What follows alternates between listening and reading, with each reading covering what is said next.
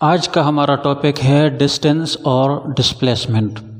हम डिस्टेंस और डिस्प्लेसमेंट की डायग्राम बनाएंगे और डिमॉन्स्ट्रेट करेंगे कि डिस्टेंस और डिस्प्लेसमेंट में क्या फ़र्क है। मैं यहाँ पर दरमियान में एक एरो लगा लेता हूँ, एक बाउंड्री लगा लेता हूँ।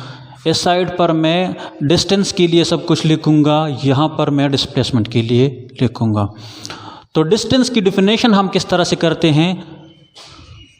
डिस्टेंस हम कहते हैं कि ये एक पॉइंट से किसी दूसरे पॉइंट तक जितना फासला किसी बंदे ने, किसी ऑब्जेक्ट ने कवर किया है, उस फासले को हम डिस्टेंस कहते हैं।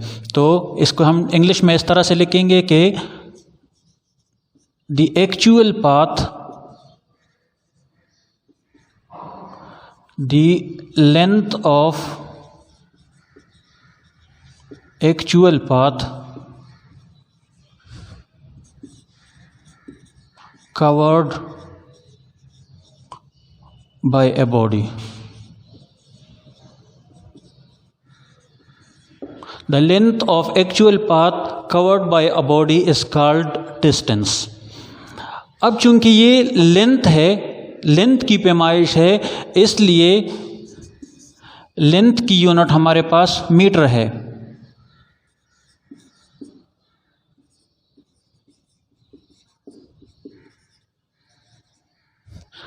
SI सिस्टम में डिस्टेंस को हम मीटर में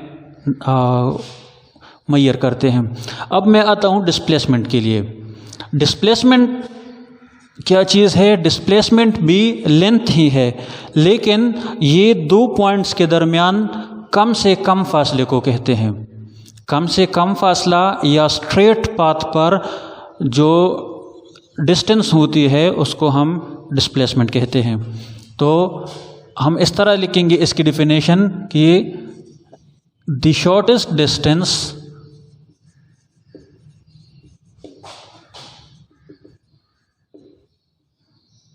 कवर्ड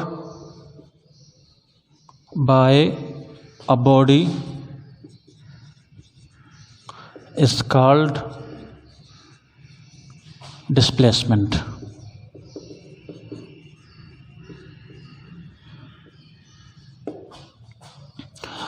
अब जी भी हमारे पास डिस्टेंस ही है, लेकिन ये शॉर्टेस्ट डिस्टेंस है।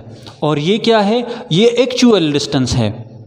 एक्चुअल पाथ जो होती है उसकी पैमाइश को हम डिस्टेंस कहते हैं, लेकिन उस फासले उन दोनों पॉइंट्स के दरमियान जो स्ट्रेट पाथ पे डिस्टेंस होती है उसको हम कहते हैं कि ये डिस्प्लेसमेंट है। तो चूंकि ये भी डिस्टेंस है तो इसको हम कहते हैं कि इसका unit P, it's unit is also metre, और मीटर को हम एम से रिप्रेजेंट करते हैं। अब क्या है, डिस्टेंस और डिस्प्लेसमेंट के लिए मैं एक डायग्राम बना लेता हूँ। मिसाल के तौर पर ये पॉइंट ए है और ये पॉइंट बी है। पॉइंट ए से पॉइंट बी की जानिब एक बॉडी ट्रेवल कर रही है, और ये चूंकि एक्चुअल पाथ है तो वो अक्सर स्ट्रेट नहीं होती।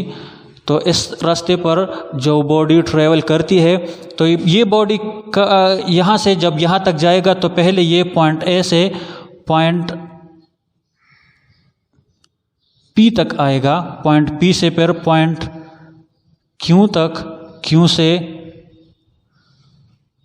आर तक, फिर एस, टी, और टी के बाद फिर ये बी के जानिब जाएगा। तो इस फासले को हम मेजर करेंगे तो उसको हम कहते हैं कि ये डिस्प्लेसमेंट है। लेकिन डिस्प्लेसमेंट के लिए हम क्या करेंगे? उसी तरह मैं डायग्राम बना लेता हूँ कि पॉइंट ए से पॉइंट बी के जानिब एक बॉडी ट्रेवल कर रही है और वो स्ट्रेट पाथ पर मूव करे, तो हम कहते हैं कि ये क्या है?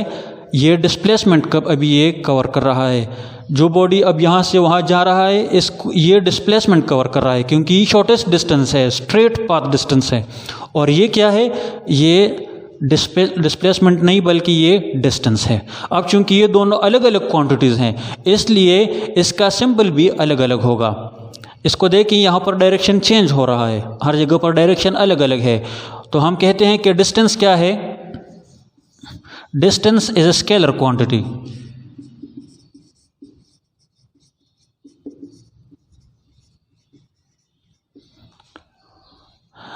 लेकिन इसकी डायरेक्शन हर जगह पर सेम है, तो हम कहते हैं कि ये कौन सी क्वांटिटी है, ये एक वेक्टर क्वांटिटी है।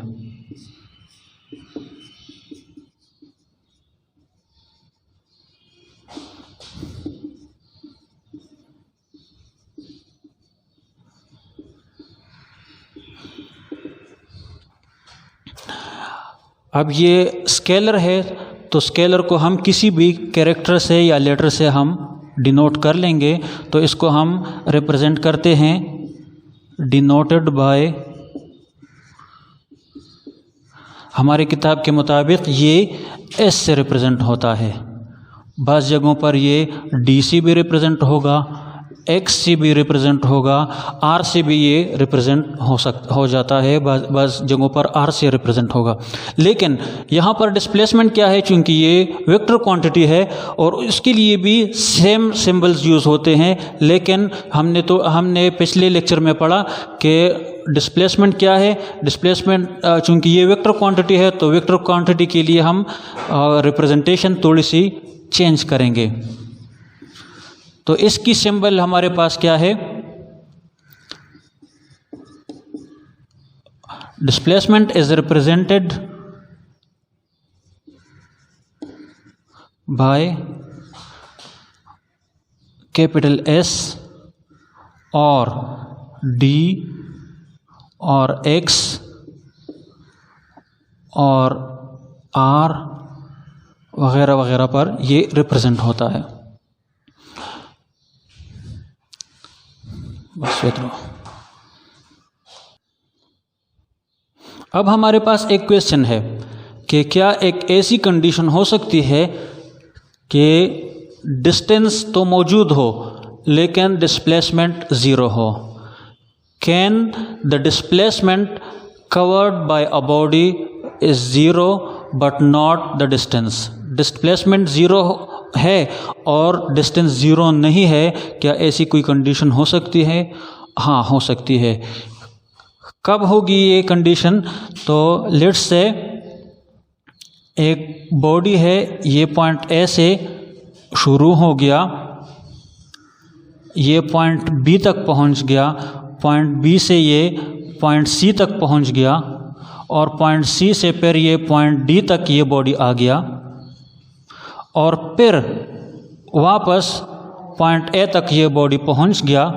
तो हम क्या कहते हैं कि इस बॉडी ने कोई डिस्टेंस कवर कर लिया है। लेट्स से ये 30 सेंटीमीटर डिस्टेंस इस तरफ पे है, 20 सेंटीमीटर डिस्टेंस ये है, ये फिर 30 सेंटीमीटर है और ये 20 सेंटीमीटर है। तो इसने टोटल डिस्प्लेसमेंट डिस्टेंस कितना कवर कर लिया है? 60 और 40 100 मीटर डिस्टेंस इस बॉडी ने कवर कर लिया है।